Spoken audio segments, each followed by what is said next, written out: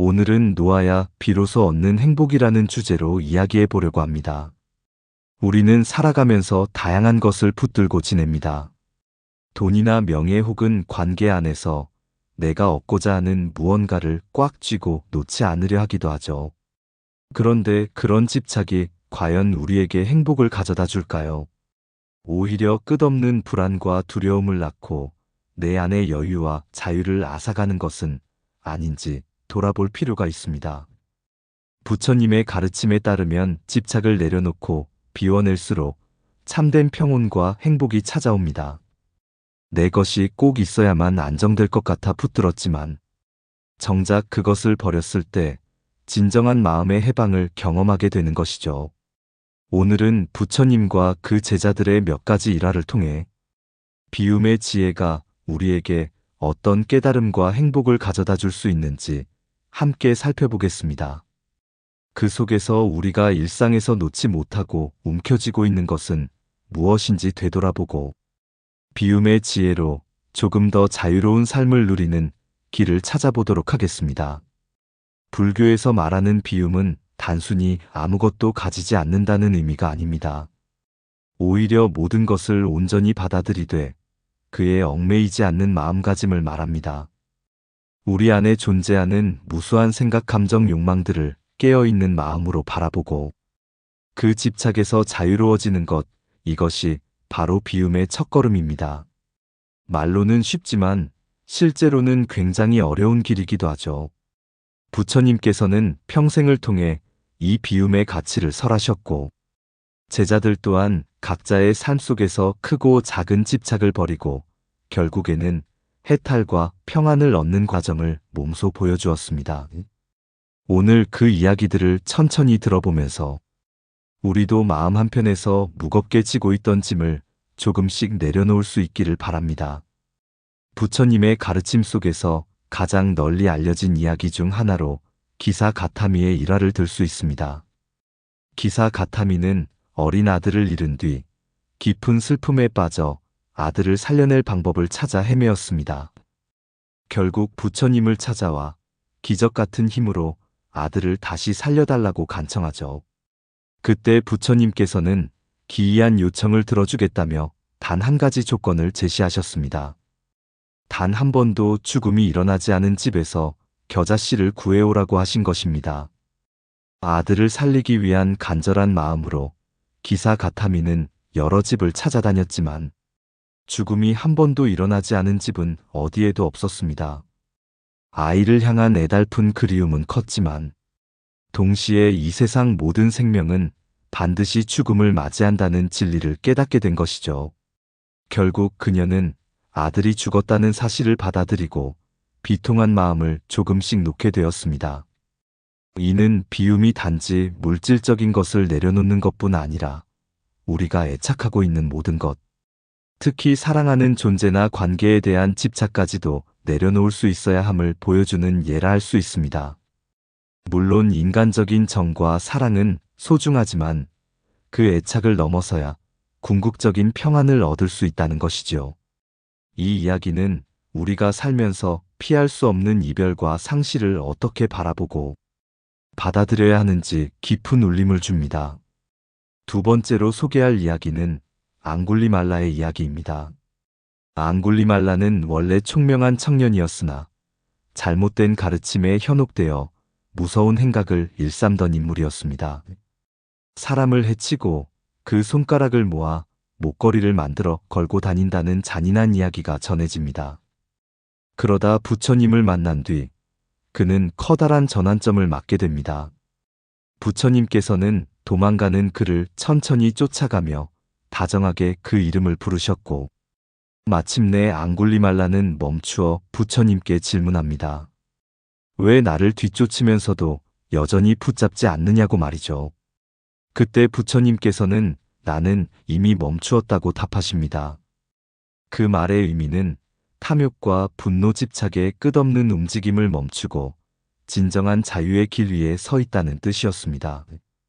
반면 앙굴리말라는 여전히 폭력과 증오의 길을 달리고 있었죠. 이 말에 큰 깨달음을 얻은 앙굴리말라는 그 자리에서 살생을 멈추고 모든 폭력을 내려놓았습니다. 결국 그는 부처님의 제자가 되어 새로운 삶을 살게 되었는데, 이 이야기 역시 참된 비움이란 내 안의 분노와 어둠마저도 내려놓음으로써 얻어지는 자유임을 잘 보여줍니다. 외적인 소유뿐 아니라 내 마음속에 깊이 뿌리 박힌 폭력과 증오의 씨앗조차도 내려놓을 때 비로소 우리는 진정한 평안을 얻을 수 있습니다. 세 번째 예로는 부처님의 이복동생인 난다의 이야기를 들 수 있습니다. 난다는 출가 후에도 여전히 아내에 대한 그리움에서 벗어나지 못해 수행에 전념하지 못했습니다. 늘 마음 한구석에서는 세속의 즐거움이 그리웠고 특히 아름다운 아내를 잊지 못해 괴로워했죠. 이를 지켜보던 부처님은 어느 날 난다를 데리고 천상세계로 데려갑니다. 그곳에서 난다는 인간 세상의 미를 훨씬 뛰어넘는 천상계의 선녀들을 보게 되고 이내 세속의 아름다움이 하찮게 느껴지기 시작합니다. 그러나 부처님께서는 단순히 더 아름다운 대상을 보여주어 난다의 집착을 다른 곳으로 옮기는데 목적이 있었던 것이 아니라 인간이 얼마나 쉽게 더 나은 쾌락을 좇으며 끝없이 갈망하는 존재인지를 깨닫게 하고자 하셨던 것입니다. 눈으로 보기에는 훨씬 아름다운 존재를 봤다고 해서 근본적인 갈망이 사라지는 것은 아니었죠. 끊임없이 비교하며 더 나은 대상을 찾으려는 마음은 결국 끝이 없다는 사실을 보여준 것입니다. 이를 통해 난다는 아내에 대한 집착이 사실은 자신의 무명에서 비롯된 어리석음이며 진정한 평안은 외부의 대상을 통해 얻어지는 것이 아님을 조금씩 깨달아갔습니다. 결국 그는 더욱 정진하여 마침내 집착을 놓고 해탈의 기쁨을 누릴 수 있었습니다. 네 번째 이야기는 재산에 대한 집착을 버리지 못했던 어느 부자의 일화입니다. 그의 재산은 실로 어마어마했지만 마음속 불안과 욕심은 더더욱 커져만 갔습니다. 가진 것이 많을수록 도리어 잃을 것에 대한 두려움이 커지는 법이지요. 아무리 많은 재산을 쌓아도 만족을 느끼지 못했고 하루하루 노심초사하며 살았습니다. 이를 지켜보던 주변 사람들은 그를 진정으로 부자로 여기지 않았습니다. 외적인 풍요와 대비되는 내면의 가난함이 너무나 뚜렷했기 때문입니다. 어느 날 그는 부처님께 찾아가 여쭈었습니다. 어떻게 하면 내 불안을 해소하고 마음의 안정을 찾을 수 있느냐고 말이죠. 부처님께서는 그에게 이렇게 말씀하셨습니다. 빈손으로 이 세상에 태어나 빈손으로 떠나는 것이 인생이다. 정말로 내가 가지고 있는 것은 재산이 아니라 내 마음의 평안과 지혜뿐이니 재산에 대한 집착을 버리고 그 재산을 통해 더욱 넓은 보시와 선행을 실천해 보라고 조언하셨습니다.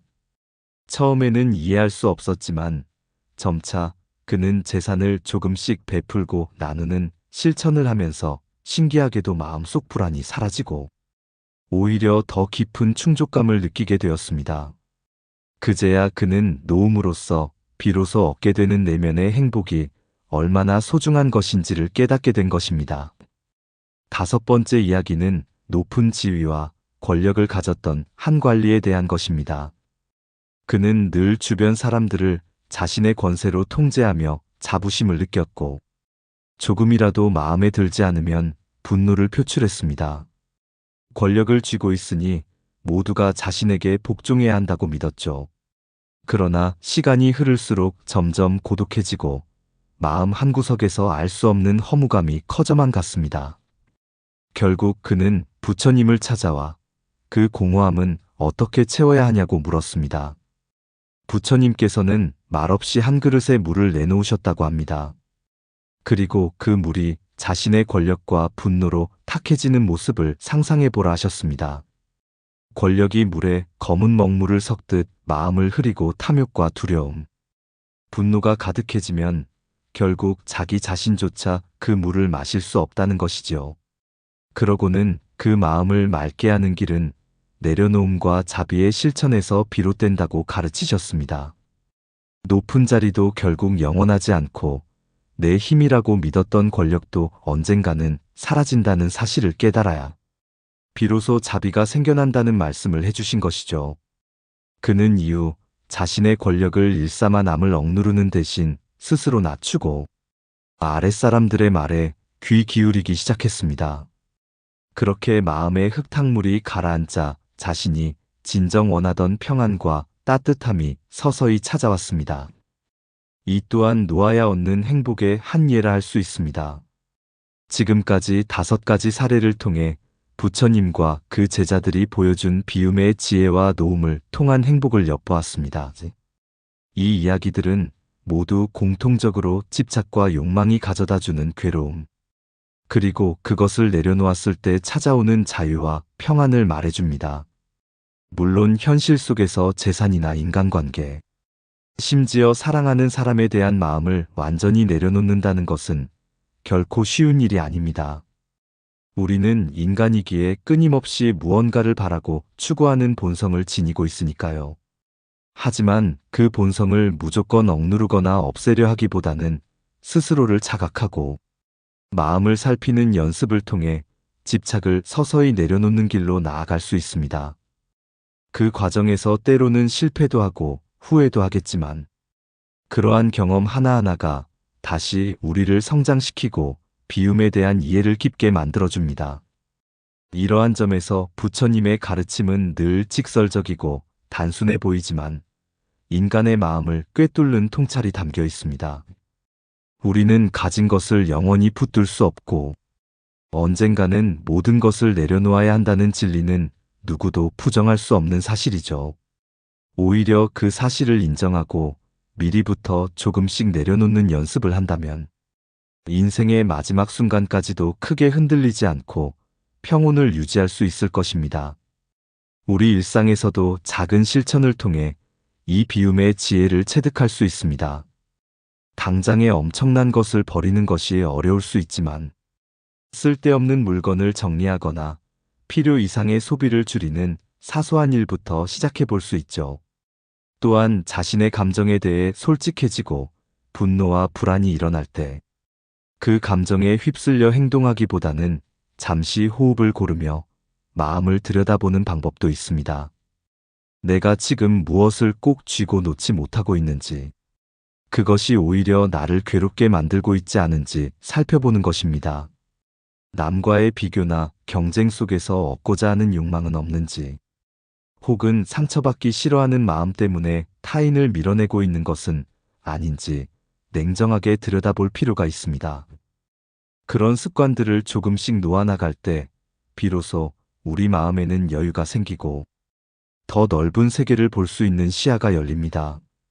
물질의 풍요만이 행복의 척도가 아니라는 사실은 이미 많은 사람들이 체감하고 있습니다. 그러나 구체적으로 무엇을 어떻게 내려놓아야 하는지에 대해서는 혼란스러울 때가 많습니다. 부처님의 가르침에 비추어 보면 내려놓음은 곧 비울 줄 아는 지혜이자 스스로를 가볍게 만들어 참된 평온을 찾아가는 길입니다. 때로는 자신이 옳다는 집착마저 내려놓아야 하고 내가 받은 상처에 대한 원망마저도 내려놓아야 합니다. 불교에서 말하는 무아의 핵심은 결국 이 모든 집착이 실체가 없음을 깨닫는 데 있으며 그 깨달음이 깊어질수록 우리는 점점 더 자유로운 영혼으로 거듭나게 될 것입니다. 오늘 이야기를 마치며 다시 한번 돌아봅니다. 우리가 움켜쥐고 있는 것은 무엇일까요? 정말로 그것이 나를 행복하게 해줄까요? 혹은 놓아야만 진정한 기쁨과 평안을 얻을 수 있는 것은 아닐까요? 부처님 가르침의 요체는 결코 특별한 것이 아니라 우리 일상 속의 소소한 집착부터 내려놓는 연습을 통해 스스로를 해방시키는 데 있습니다. 거창한 수행이나 깨달음만을 쫓기보다는 지금 이 순간 내 손에 들고 있는 과한 짐을 조금 덜어보는 것으로 충분합니다. 그렇게 한 걸음씩 가벼워진 마음으로 나아갈 때 어느샌가 세상이 달라 보이고 자신과 타인을 바라보는 시선도 한층 부드러워질 것입니다. 오늘 여러분과 나눈 이야기가 그런 가벼움과 자유에 조금이나마 도움이 되길 바랍니다. 지금까지 놓아야 비로소 얻는 행복 부처님 가르침 속 비움의 지혜에 대해 이야기해 보았습니다. 시청해 주셔서 감사합니다. 마음이 한결 편안해지는 하루가 되시길 바랍니다.